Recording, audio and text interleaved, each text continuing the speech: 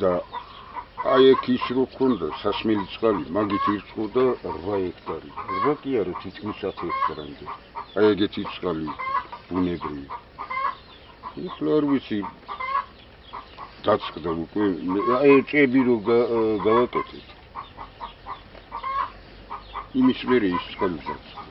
შლანგს ვიყო. იყო ეს საუკეთესო წყალი რა.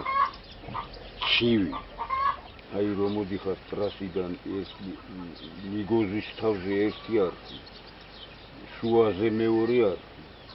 მესამე არხი აგერ ტორტლას როა სცები იქა. მეოთხე არხი ესა. მეხუთე არხი სოფლის თავზე. მერე ბოლოს ორტოსნის ბოლოზეც მოდიოდა არხი. ორტოსნის თავზეც და მერე როაირია ეს ქვეყანა. საერთოდ წვეთი წყალი აღარ წამოვიდა. ბანერიც იქით არის. და შარშანწინ გაავლეს გზა არის თუ რა ისი გზასავით არის რა.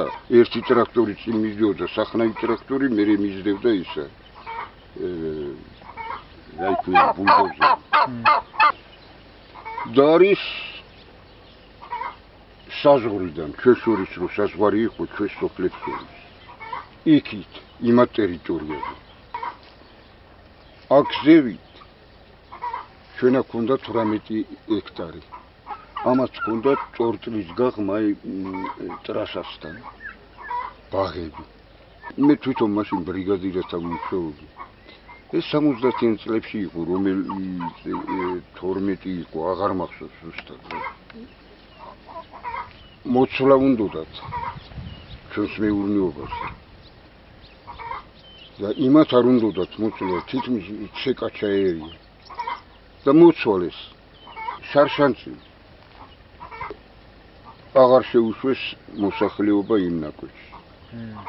ეხლა ჩვენ საძოვრად ვიხდებით. შარშანას საძოვრად ვიყენებთ ეხლა. შვილიშვილები მყავს. აი ეკედან რო დაუძახო. მაშინაც გაიგებენ ჩემ ხმას. აი სოფლის თავი და სოფლის ბოლოს ცხოვრობენ. ერთი არის 6 წლისა, მეორე 7 წლისა. ყოველ საღამოთი რეკავენ. Когда двери откроют? Когда двери კარებს ეძახიან რა, რუსები როზის გააღებენ კარებს რო ჩამოვიდეთო. მოგვენატრა თქვენ ნახო დამიტირეს და ცხინვალში ამომაკოფინეს თავი.